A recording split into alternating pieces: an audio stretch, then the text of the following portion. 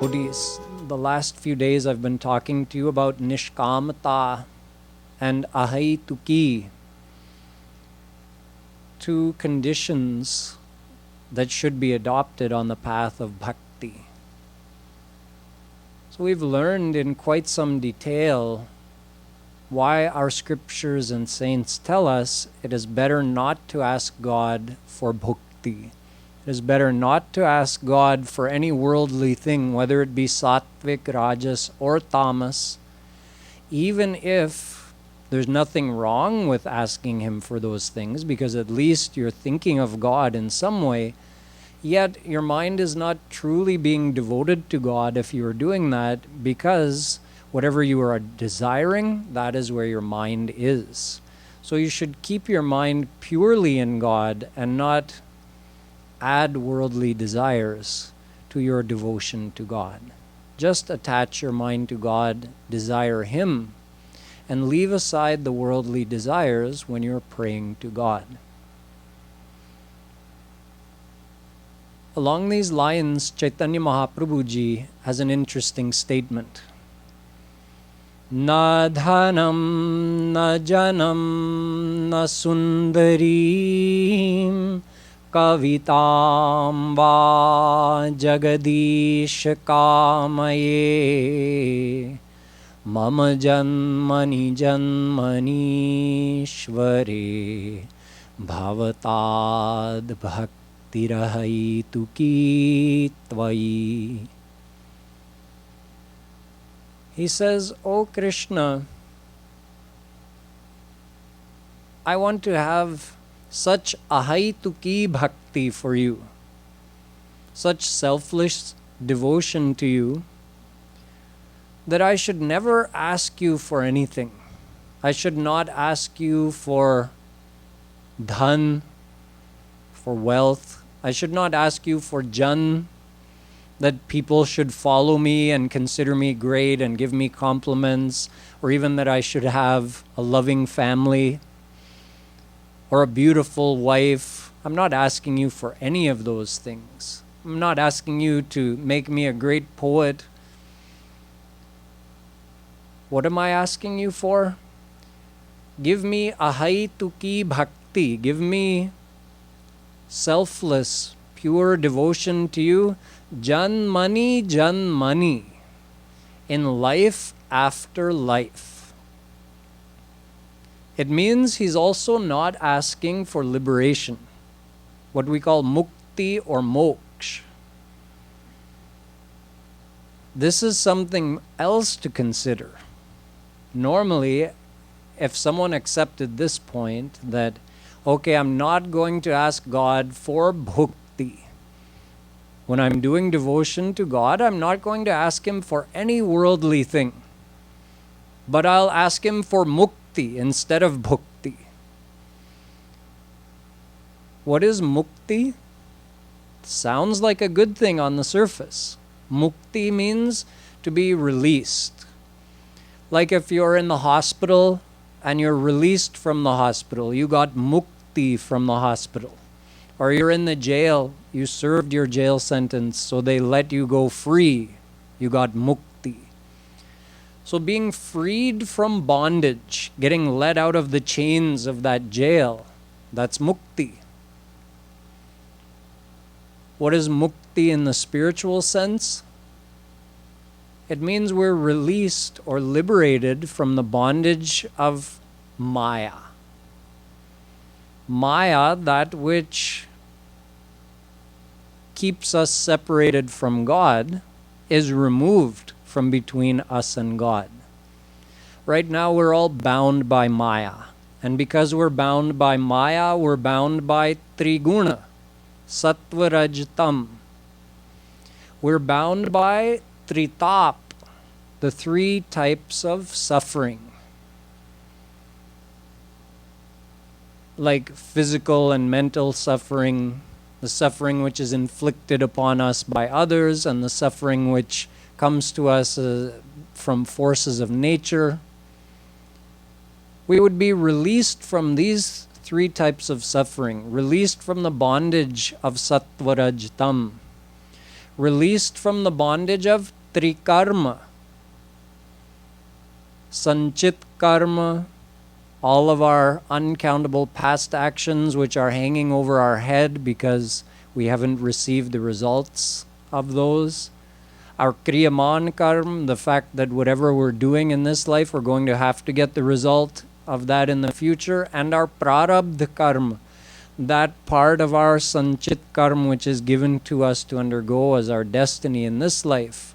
These three kinds of karma are also an eternal bondage on the soul. The soul is eternally bound by maya, by karma, by kal, by triguna, tritap, panchaklesh, three kinds of sharir, three kinds of bodies that we have: our physical body, our sukshma sharir, our subtle body, and our karan sharir, which contains all of our past sanskars and vasanas from uncountable past lifetimes, which even during Mahapralaya we're not free from. So we have all these kinds of bondage, and because of these kinds of bondage we take birth after birth, and we cycle through the 8.4 million species of existence, and we suffer in many different ways in this world. So mukti means being freed from all of that forever. On the surface it sounds like a good thing. Yet look at a statement by Rup Goswami in his Bhakti Rasamrit Sindhu. Bhukti mukti sprihayavat pishachi hridi vartate. He calls the desire for bhukti as well as the desire for mukti as pishachini. Pishach means like a demoness, a witch.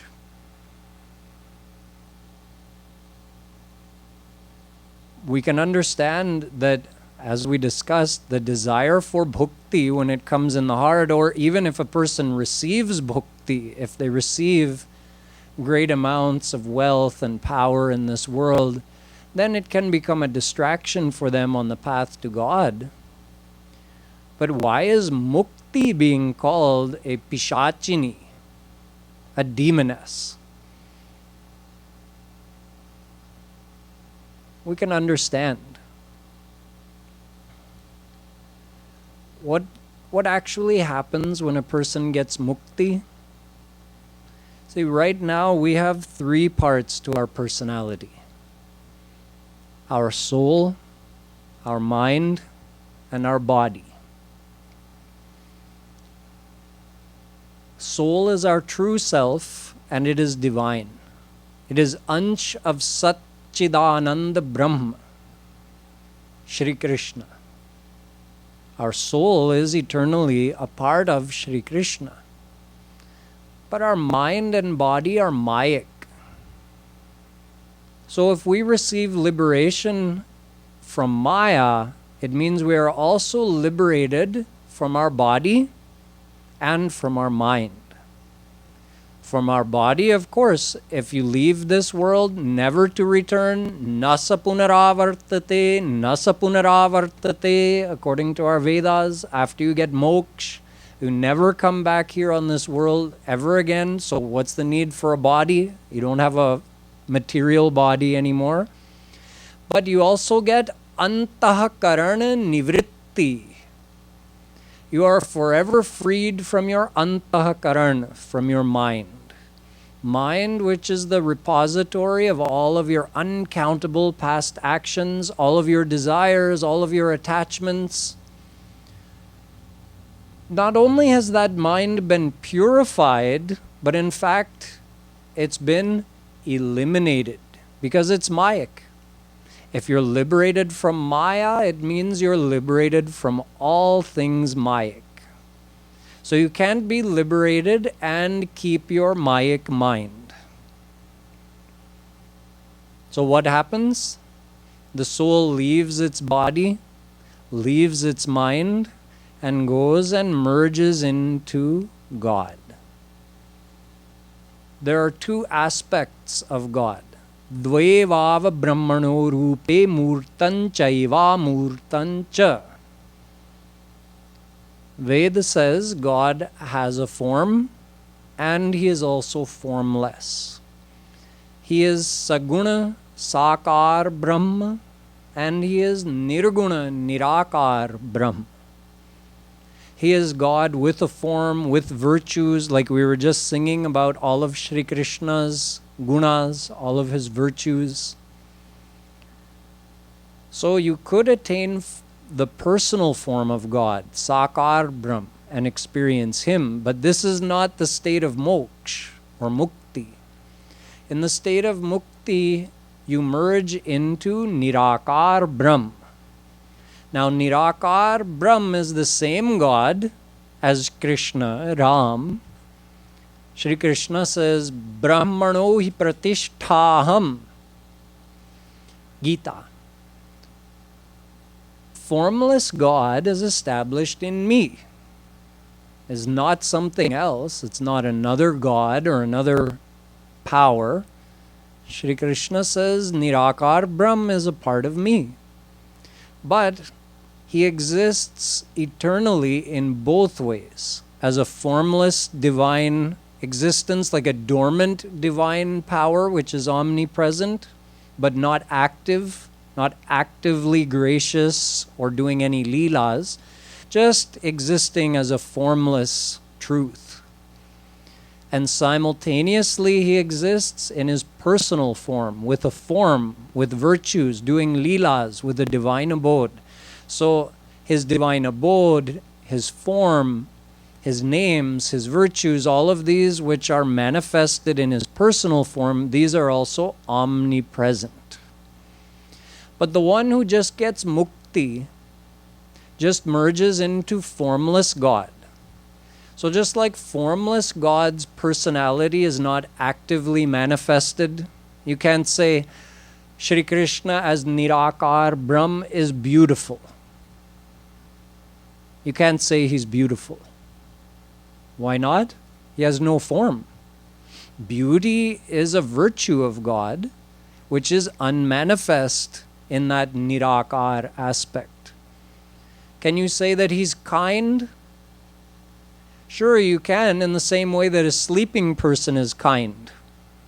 If a very kind person went to sleep, never ever to wake up again, then is his kindness of any use to you? No. Formless God is like that. Kindness is a power, a virtue of God which lies dormant in his formless aspect. So when Nirakar Brahm himself is not active, not self-aware, does not do anything, does not even experience anything, because all of his activity and all of his virtues lie dormant like a sleeping person, then you can understand that the soul that merges into formless God becomes just like that. He never again experiences anything.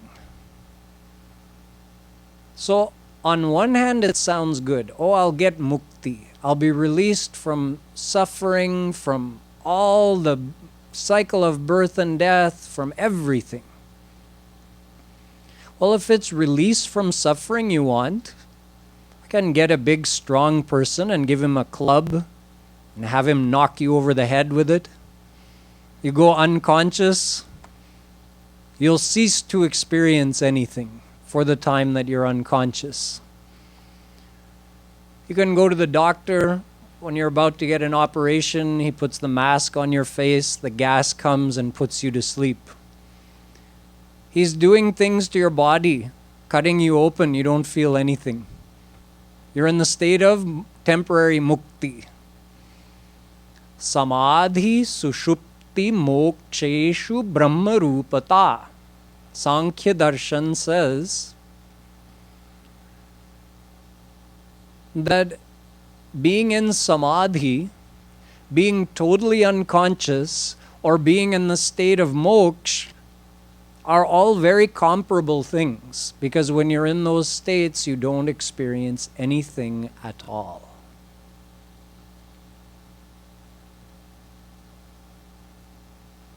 So mukti is a divine state. However, if you attain this divine state of no experience, it's forever. Would you like to go to sleep and never wake up again? That's mukti. You'll be relieved from ever having to suffer again, but would you agree to it? If you were told, drink this, you can go to sleep and never wake up again. No one would want to drink it. We all want to experience. This is why when Sridharacharya was writing his Tika on the Bhagavatam, Sridharacharya is he's a follower of Shankaracharya's philosophy. But when he explained the Bhagavatam, he said that this second shlok of the Bhagavat that starts with the words Dharma prodjhita kaitavotra paramo nirmatsaranam satam vedyam vastavamatra vastu shivadam tapatrayonmulanam Srimad Bhagavate Mahamunikrite Kim va vairishvarah Sadyo hridya varudhyate kritikritibhi shushrushubistatchanat. He says in the beginning where it says Dharma projhita kaitavah. In this Bhagavatam, such a dharma is being taught which is kaitava rahit. It is without any kind of deception or tricks. Things that deceive you, lead you in the wrong direction. Then he went on, this is Vedavyasji's words. Sridharacharya explained that, okay, what is that dharma which contains some kaitava, some deception? He says there are 4 kinds of deception. Dharma, arth, kam, moksh. The 4 purusharth. See, I bet you're learning lots of new things in this series of speeches. Or you might be thinking Swamiji's lost his marbles. Now he's telling us dharma, arth, kam, moksh are deceptions.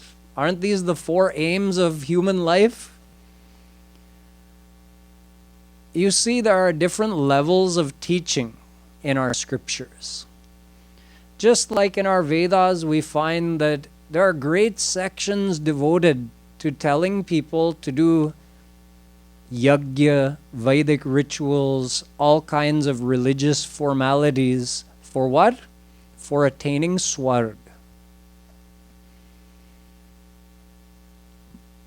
And yet in the same Vedas we find statements telling us that those who go to Swarg, they don't attain true happiness. And they only stay there for a temporary time. And then they come back here. So in fact, trying to go to Swarg is foolish. Why do we find both kinds of statements?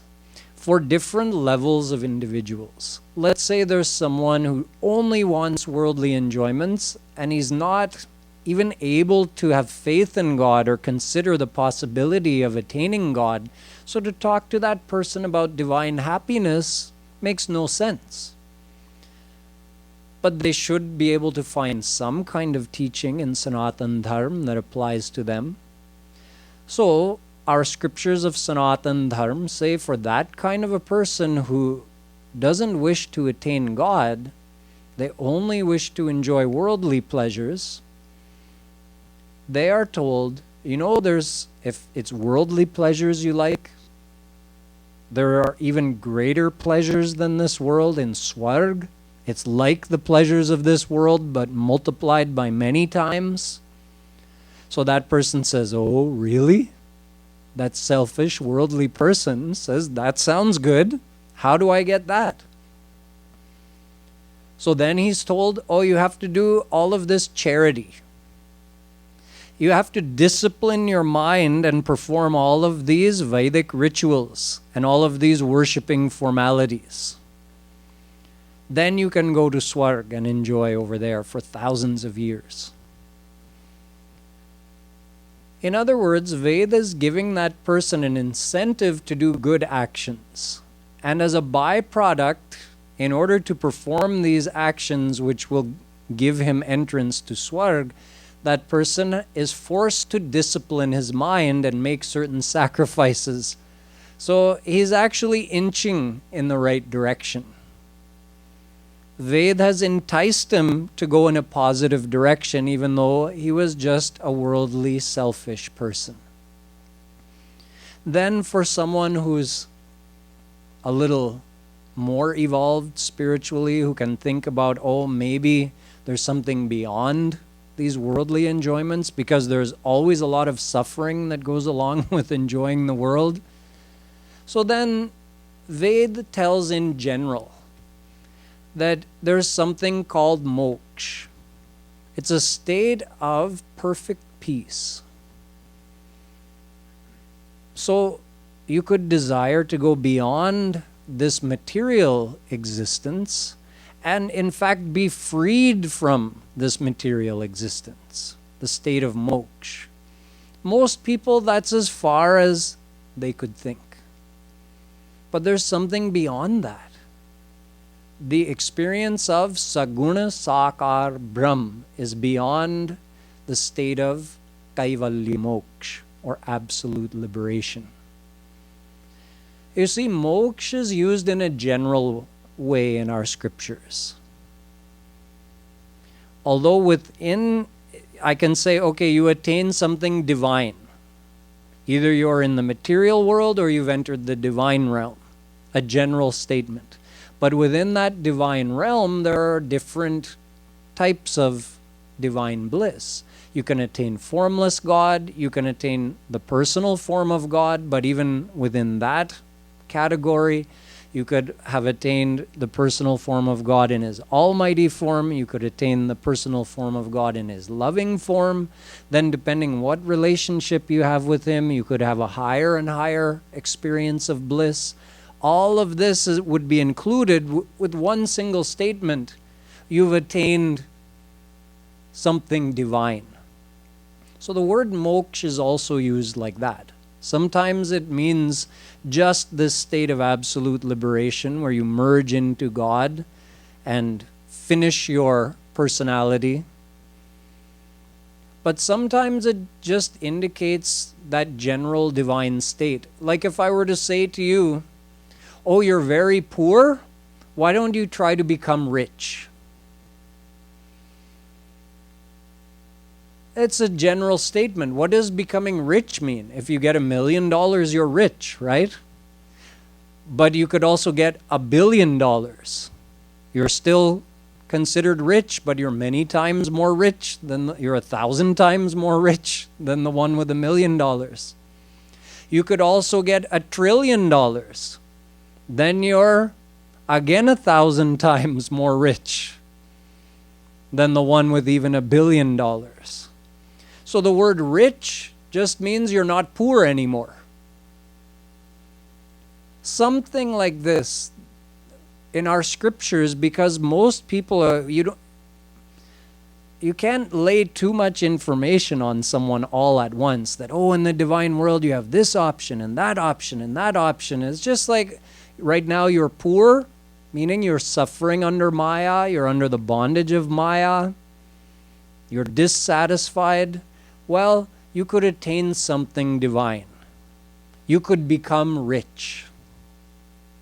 So in that way, our scriptures just generally indicate towards the possibility of attaining God in many places. But when you look at it more specifically, then this word moksha is just for that attainment when you merge into formless God, leaving your body and mind behind, and then never experiencing anything ever again. This is the pure state of moksha. So this is said in our Vedas Brahmavid Brahmaiva Bhavati. When you know God, you become God. When you know Brahm, you become Brahm. That's the literal meaning of this mantra. What does that mean? You purified your mind, you surrendered to God 100% with this desire that God, I never want to be born in this world again. I have a desire for mukti. Please liberate me from this cycle of birth and death. Liberate me from all my material sufferings. And I just want to merge into Nirakar Brahm. And that's it, forever. So when that happens, does the soul actually cease to exist? No. It apparently ceases to exist, not actually. Let's say there's a drop of water, and that drop of water enters the ocean. It appears to you that the drop of water has disappeared, right? But has it ceased to exist? No. You just can't visually separate it anymore from the ocean. It joined all the other water in the ocean. Or you can say, like, let's say there's a mountain of grains of rice. From a distance, it just looks like white. Some mound of something white. If you look close, you see, oh, it's made up of all these grains of rice. Now let's say you take one more grain of rice and you toss it onto the mountain. It looks like that grain of rice disappeared into the white mountain. But if you look more closely, you can still distinguish it, right? Just like that drop of water that entered the ocean, that molecule of H2O, it didn't get destroyed. You just can't actually see it anymore. So you can say, when we merge into God, we lose our apparent identity, but our soul is not destroyed. We do not cease to exist, but because we don't have a body or a mind, just our soul merges into God. So our personality is not retained, but our existence is retained. Our personal identity is our mind and our body. Without that, you can say we retain an impersonal identity, the soul, which merges into God and no longer, then that soul no longer experiences or is aware of anything. This is mukti. So if you attain this state of mukti, you will remain bereft of any experience forever. You will never ever experience this world, nor will you ever get to experience God. Whereas the one who has desired for something more, the one who desired to meet God or experience God, and thus worshipped God in his saguna sakar roop, that person receives a divine body in the divine world and retains their divine mind. However, that mind becomes divinized. So your personal identity is retained but becomes completely and wholly divine. The soul now has a divine mind and a divine body made of the same substance that God is made of. Sat Chit Anand. Another way to look at it, God has a personal power. Swarup Shakti, it's called. That Swarup Shakti is through this power that God is all powerful, all knowing, and all blissful. When a soul surrenders to God with a desire to experience God, then God gives him this Swarup Shakti. So the soul becomes Swarup Shakti Yukt. He receives that Swarup Shakti and forever gets to enjoy the divine bliss through his 5 divine senses and through his divine mind.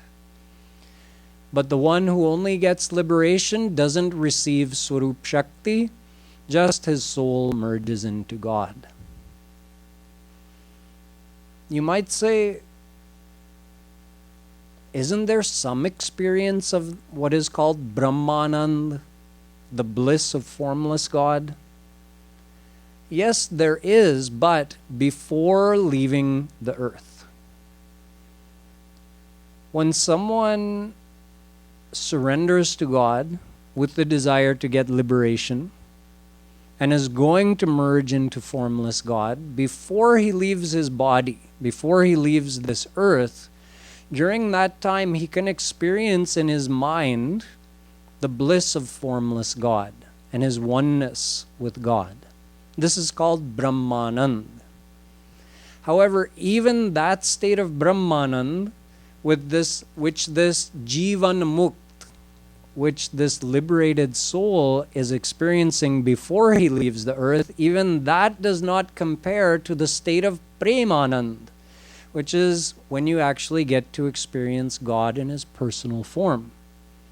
Rupa Goswami again enlightens us. Brahmanando bhave desha chet parardha guni krita naiti bhakti sukham bodhe paramanu tulamapi. He says this Brahmanand compared to Premanand is like this. Take Brahmanand, multiply it by one parardh. What is a parardh? It is 155 trillion 520 billion. So multiply Brahmanand by that much and it still won't equal one paramanu tulamapi. It won't even equal one subparticle. The tiniest amount of Premanand that you can get will still exceed that much Brahmanand. And previously in this series of speeches, I gave you examples. Like the Pravritti Parayan Paramahansas, like King Janak, who were totally absorbed in this bliss of Brahmanand, yet when he got a chance to meet Bhagwan Ram face to face, what happened to him? Brahma Sukhahi Manatyaga Barabasa. He says, my mind was forcefully drawn to the divine beauty and bliss of God in his personal form, and I have forever forsaken that bliss of Brahmanand, formless God. In addition, the Nivritti Parayan Paramahansas like Sanakadik and Shukdev ji, Muktanam api siddhanam Narayana Parayana Sudurlabha prashantatma kotishvapi mahamune. Bhagavatam says, out of millions of such Jivan Mukt Paramahansas who are completely absorbed in the bliss of Brahmanand, out of millions of them, every once in a while, one of them gets the chance to experience the Premanand of Shri Krishna. Atma Ramascha Munayo Nirgrantha Apyurukrame Kurvantyahitukim Bhakti Mitham Bhuta Guno Hari. Bhagavatam.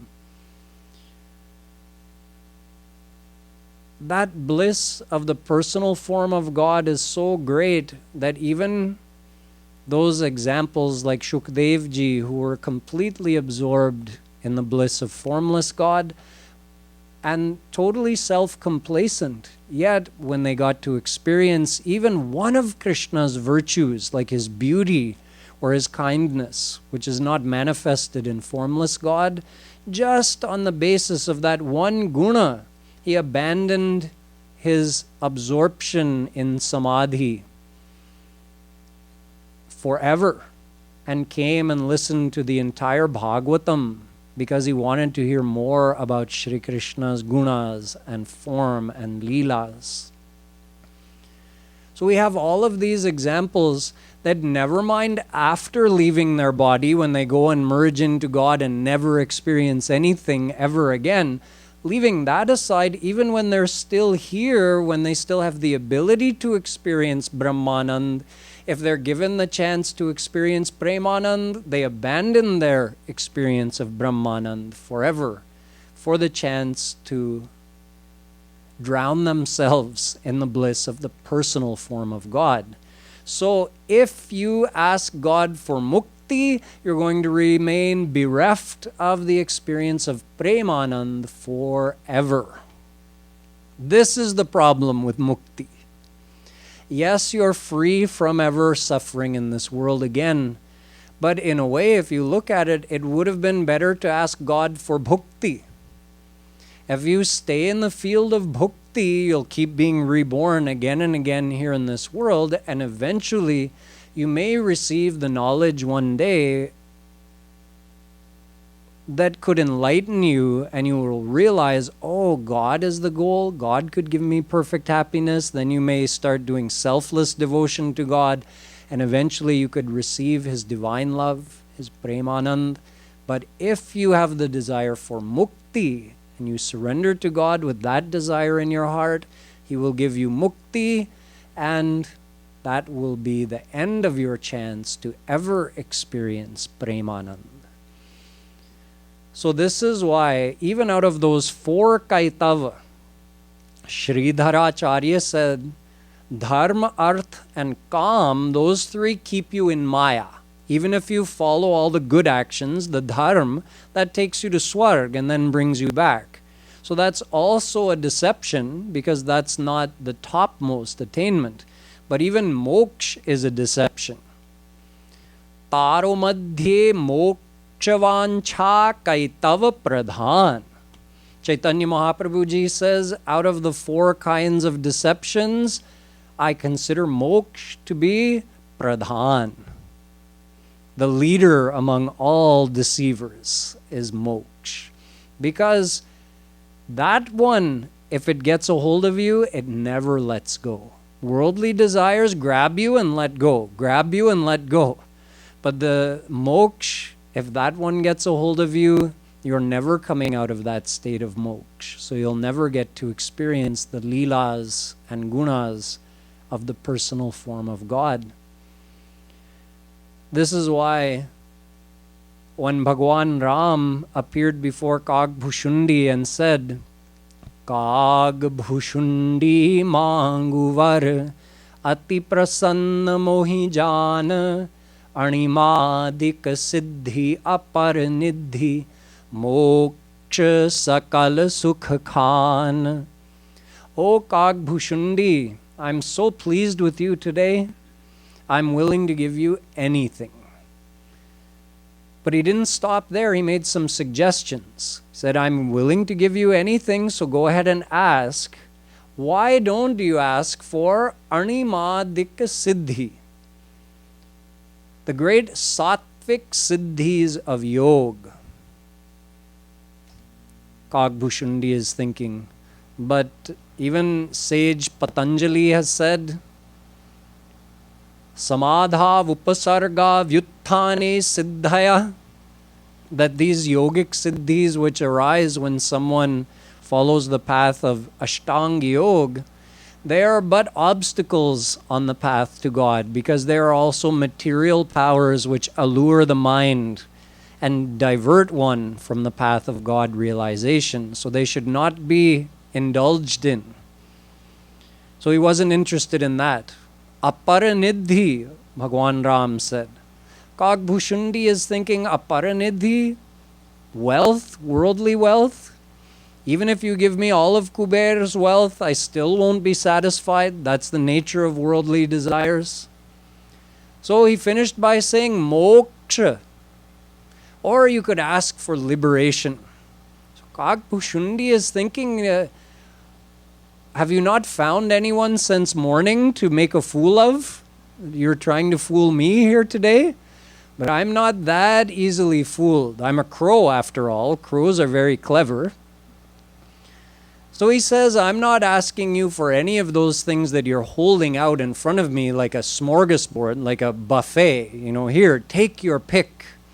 I want that thing you're hiding in the back room. The best thing. Oh, what's that?